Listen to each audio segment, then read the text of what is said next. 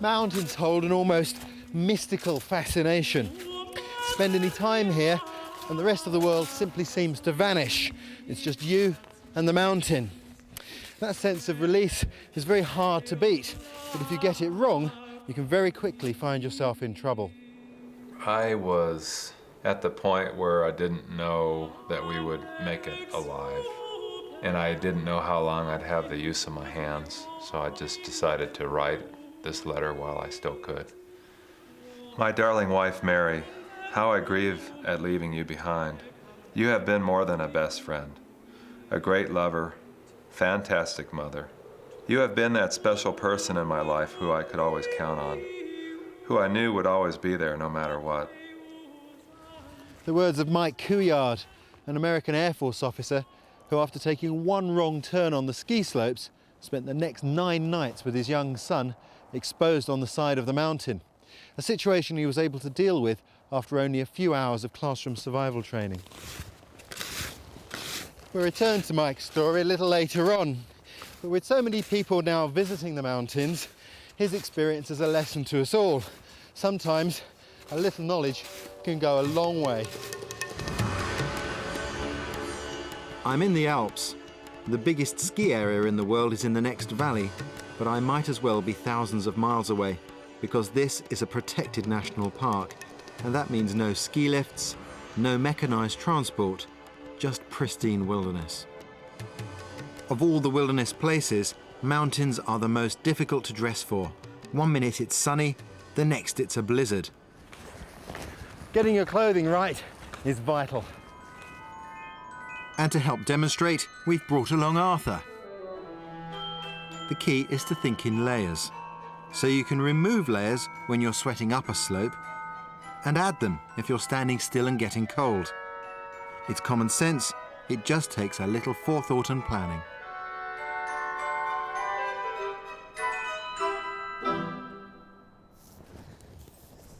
But if you want to get really serious about moving around, then you need some serious equipment and a qualified mountain guide. They spend years learning how to deal with everything the mountains can throw at them.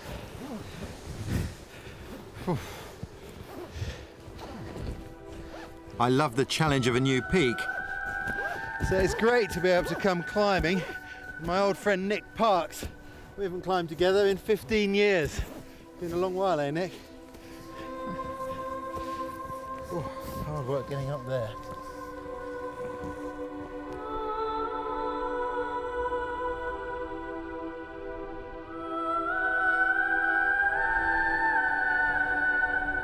The mountains are a fantastic environment. I love every moment in them, but one has to remember that it is an extremely dangerous environment too.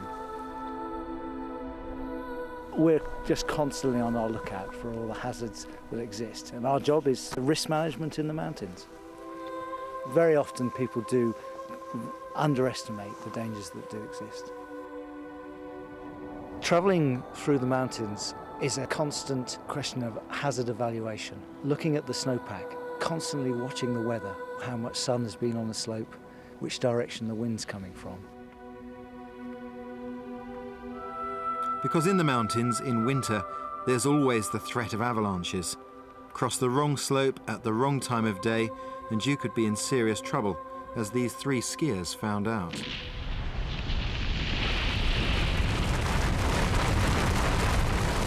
Incredibly, they all survived. If you're caught by a slide, as the snow begins to settle, as you feel the whole thing coming to a halt, that's when you've got to make the big effort to fight for the surface, trying to create an air pocket, to give yourself a chance to be able to breathe for a while, because suffocation is probably the #1 killer. To try and show you what's involved in an avalanche rescue, the crew are simulating just such an accident. At the foot of this avalanche slope, they've buried Arthur somewhere. Now, we've done a visual search to start with, and we can't see any sign of him.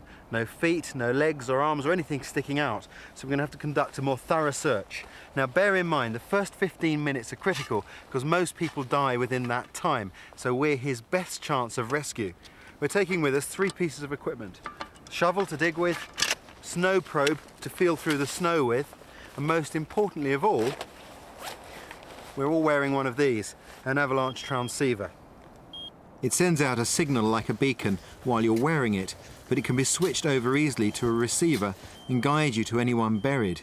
Using it can cut the search time to under 3 minutes, and that's the difference between life and death. 3 meters, Nick. 2.8, 2.5, bit left, 2.3.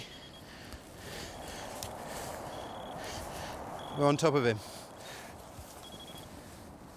The probe's really important because with that... Can you pinpoint it a bit more? Yeah, 1.2 here. I've got him. I'm sure that's him. The probe enables Nick to feel through the snow for the body so that we can dig in exactly the right area. He could be in any depth of snow. You know, devices like these avalanche transceivers are transforming wilderness safety. Today, it's only a fool who goes into the mountains in winter without one. Something. The most important thing to expose first of all is the victim's mouth. We were lucky we came straight to the head because you've got to get air to him. The second most important thing is to turn off his transceiver in case there's someone else you're still looking for. But there's not just avalanches to deal with, there's the cold and the snow. There you go, Arthur.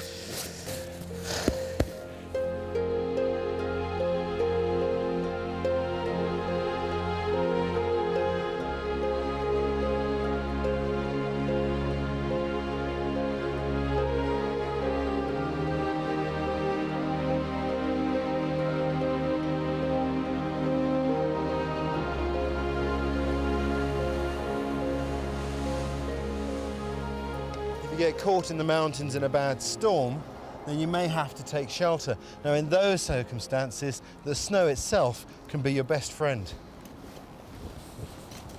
3 meters, 3.5 meters. 3.5 meters? Yeah. What we're doing here is creating a steep bank to dig into. Now, normally you'd look for just that sort of location. But unfortunately, because of the high avalanche risk, we're going to have to dig it out like this. Well, one tool that really makes it easier is a saw. It can be an ordinary wood cutting saw like this, or a special snow saw either.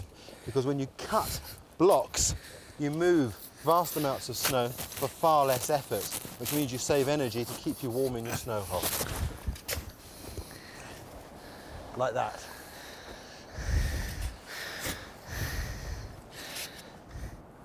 Well, now we've created a face, we can start to construct our snow hole. One advantage, mind you, of digging this hole is we're already out of the wind and gaining some shelter.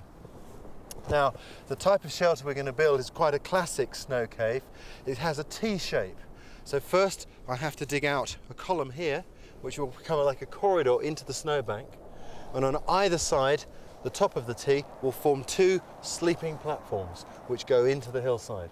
And again, although you can dig this all out with a shovel, it's one of those jobs where a saw cuts the work to a third.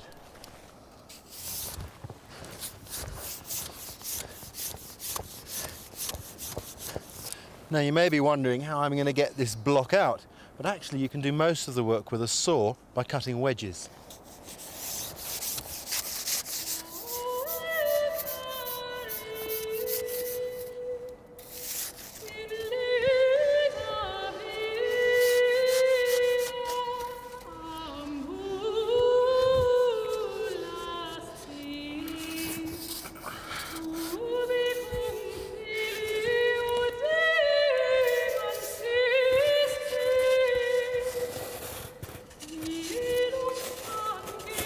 They could get quite into this, couldn't The roof needs to be curved and as smooth as possible so that you don't get dripping off of any little peaks, making you wet and cold.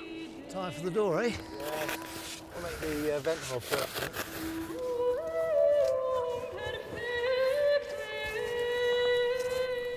Smooth it off, isn't it?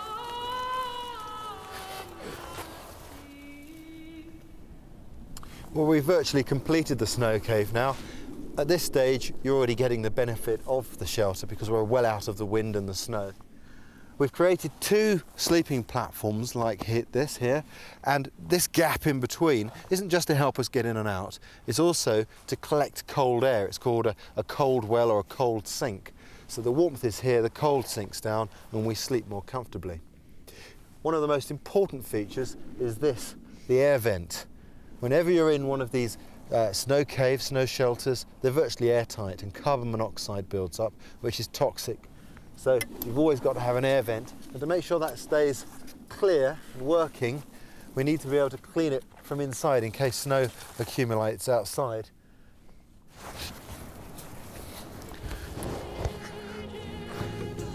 Oh, Top Gun.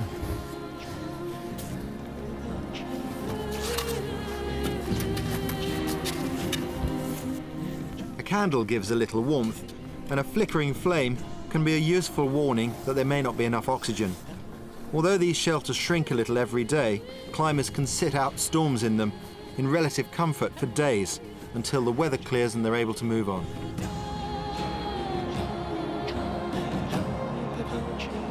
But the higher you go and the faster you go up, the more at risk you are from altitude sickness.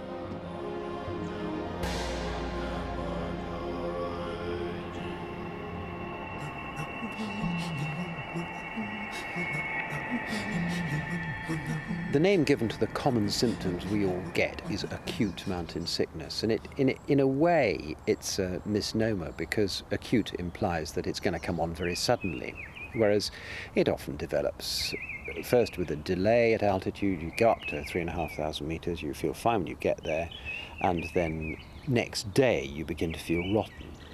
Generally, it's a mild illness with flu-like symptoms. It only really becomes a worry because of its serious complications. Either the brain fills up with fluid, which is called cerebral edema, or the lungs fill up with fluid, which is called pulmonary edema. And both these are life-threatening.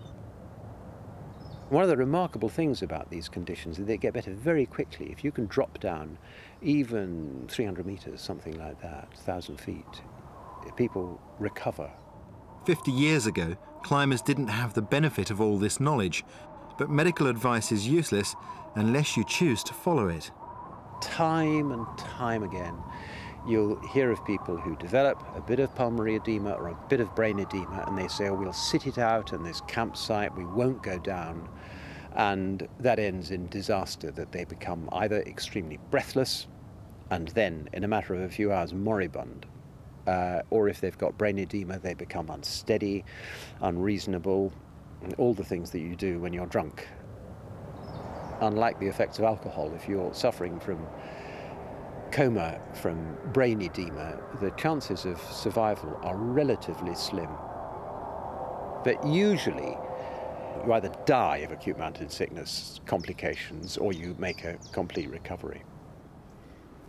If you have to get out of the mountains in a hurry, one of the most useful tools is a rope with which to lower yourself down. But of course the problem is finding something to tie it to, a belay point, when everything's covered in all this snow. Well, to answer that need, surprisingly, mountaineers will often resort to the snow itself, using snow in conjunction with their ice axe to create what they call a retrievable ice axe belay. First thing I'm going to do is stamp down this soft snow, because that has no strength in it at all. The next thing, I need to start to create a groove here in the stronger layers of snow, a little lower down. Be careful not to break its structure too much.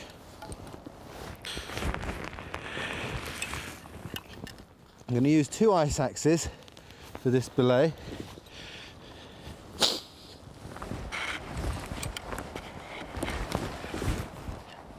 Now here's the science bit. You need to join them together and anchor them in the snow in a T shape. The rope is looped around them in such a way that to pull on one side releases the upright axe, pulling the other out with it.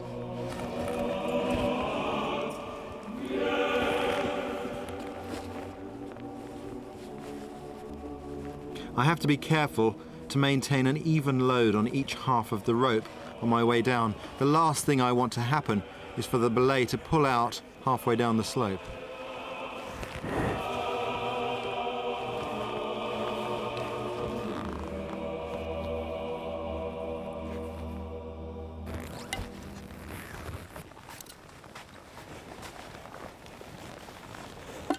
But there we go, I'm down safely and I've still got my ice axes. Now if this was a big slope, I might have to repeat the whole process 2 or 3 times to get down. This technique's relatively simple in good conditions, but lenticular clouds like these mean changing weather, and in the mountains that can happen in minutes, catching you off your guard. Which is what happened to Mike Couillard, an American Air Force pilot, and his son Matt when they decided to tackle the highest run on a skiing trip in Turkey. He didn't know it then, but he was about to rely on his limited survival training.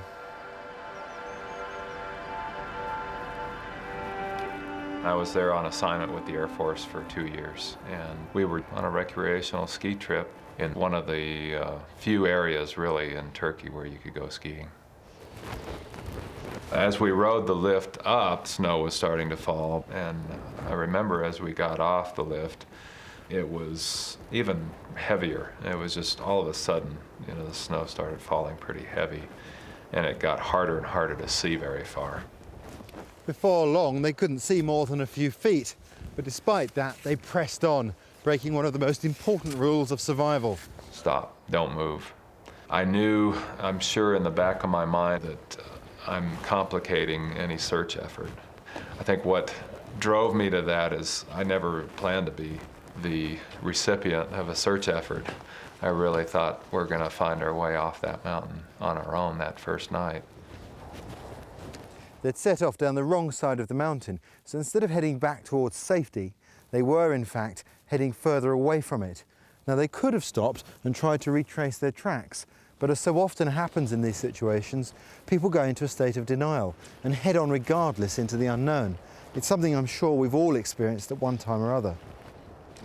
But Mike was convinced he was going in the right direction. For a 10-year-old, I think I pushed him pretty hard. He would fall in the snow from time to time, and I think sometimes he admitted later he fell in the snow just so I would stop and let him get a breath. Of course, I knew that we were fighting a battle of time. I wasn't worried until we stopped, and I knew we were going to spend the night on that mountain. And I think it was then that the full weight of the situation hit me. My son by now is shivering cold. His clothes are all wet. So I wanted something I could set up within about 30 minutes. And they taught us in survival school how to make shelters with existing things like a tree with wide open branches, and that's what I picked. He'd been taught that you lose a lot of heat by conduction from your body to the ground, which is quite right. So in their shelter, he put down a very good layer of green boughs as insulation. Absolutely the right thing to do. Despite his best efforts to make it weatherproof, they still spent a cold night under the tree. The next morning, Mike found a far better shelter, a hollow under a rock, just big enough for the two of them. Had we not found that, we would have been probably a lot worse off. We would have suffered more frostbite, and more, probably more verging on hypothermia. Remember, Mike and Matt had set out for a day's skiing. They weren't expecting to spend nights in the mountains, so they were working with hardly anything at all. All they had to deal with their hunger was 5 sweets, and they were already into their 3rd day. Water was another matter. They were surrounded by snow, but they had no means of melting it. If you eat snow, you hasten the onset of hypothermia because you're using your body's warmth to melt it, so you don't get really a great deal of return. Now, if they'd been able to light a fire, they could have used a technique like this. It's called the Finnish marshmallow.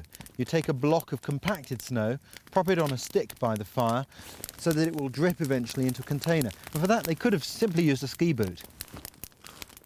Fortunately, we had a stream that was running right alongside this road that we were on. I knew that if I could get to the stream, I could bring him water. Their need for water wasn't just about thirst. Water is vital to keep your circulation functioning, and that helps to stave off frostbite, which, after several days out on the mountain, was already setting in. Our feet were fairly numb. In fact, I'd take about almost 20 minutes to put these ski boots back on. Frostbite is frozen flesh. The dilemma that you're in is whether to thaw it out or not, particularly if it's your feet, because If you do, they blister and swell up. If you keep them frozen, you can still walk on them. And so it's often better just to decide on the survival tactic, and provided you're not actually getting colder, the amount of damage you're going to do is probably not going to increase.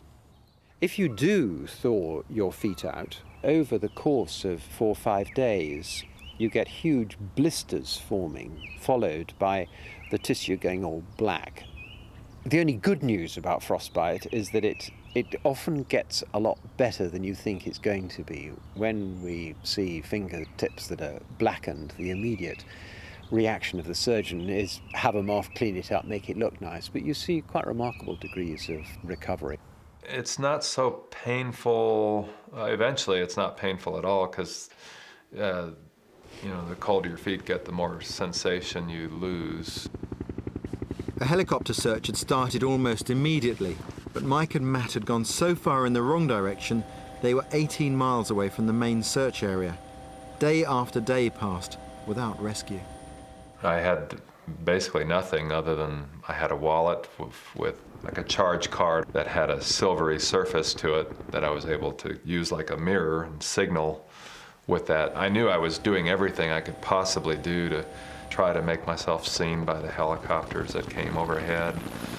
To describe the emotions that go with that is almost impossible. It's a real bittersweet mixture of, hey, they're looking for us, and they didn't see us. At the 7th day point, I thought we were going to die, and there was a part of me that just sort of just reconciled and resigned to that. But I feel like God spoke to my heart in a very graphic way, and it was that assurance that He was there with us that kind of kept me going. But fearing the worst, he decided to write his feelings down in a letter. About the 8th day into it, and I'm just thinking that our chances are less and less that we'll be found. And then to leave my last thoughts with the family. My darling wife, Mary, how I grieve at leaving you behind.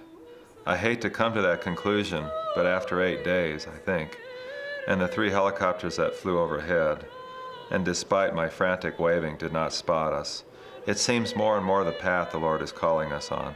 Matthew's been a real trooper. The hardest part of this whole ordeal is watching him suffer. He wants me to relay to all of you how much he loves his family. Mark, I am very proud to be your father. Thanks for your patience when I was less than nice. Marisa, you are a special person. I have not always known what to do with all your energy, and sometimes even the impulsive expressions of your love for me. I'm sorry, and let me say right now that I love you back. Mary, my heart and soul forever. Mike. After 8 days on the mountain without rescue, Mike was faced with an impossible choice, either staying put and facing the near certainty that he and Matt would die under the rock, or leaving his son completely alone while he went to find help.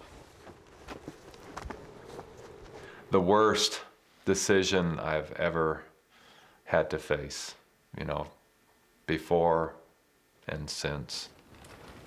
I hope I never face a decision that difficult again. He struggled to some huts several miles away, but by the time he got to them, he was utterly exhausted.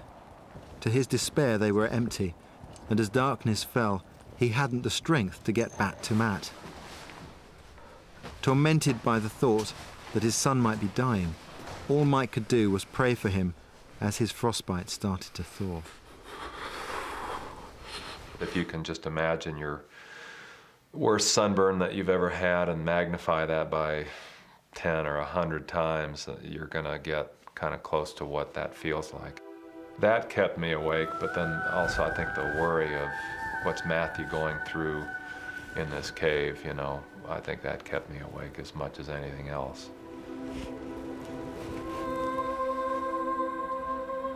For 2 days, Mike was torn apart, haunted by fears for his son, but unable to move from the hut.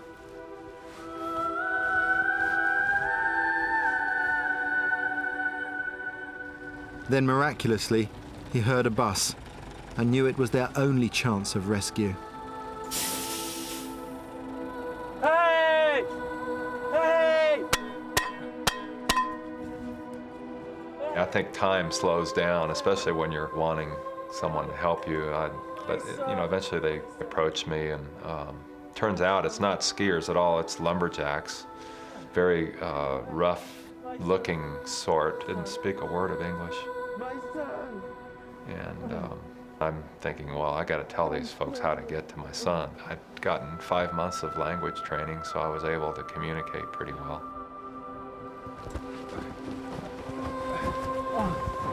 It was less than an hour later, he was on my lap.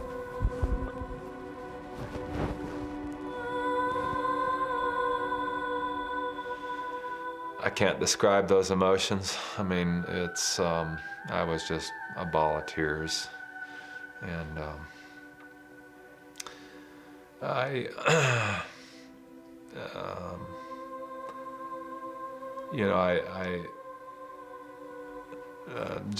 was amazed, I guess, at what good condition he was in. I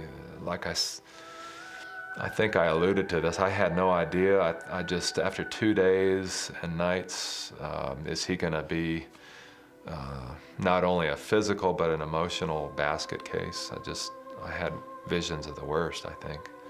And he was in great spirits, just kind of, "Hi, Dad," as if, we were just getting together over lunch or something. And so I was real proud. I can't describe the pride that I felt, too.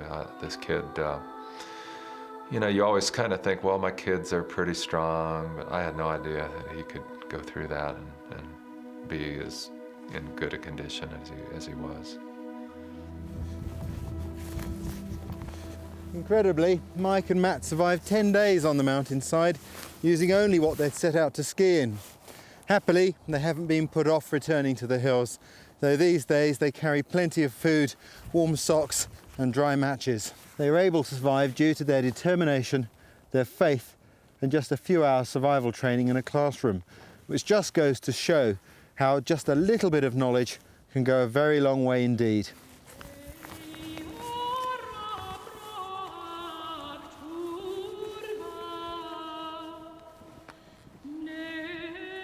Next week, surviving on a desert island, Robinson Crusoe style.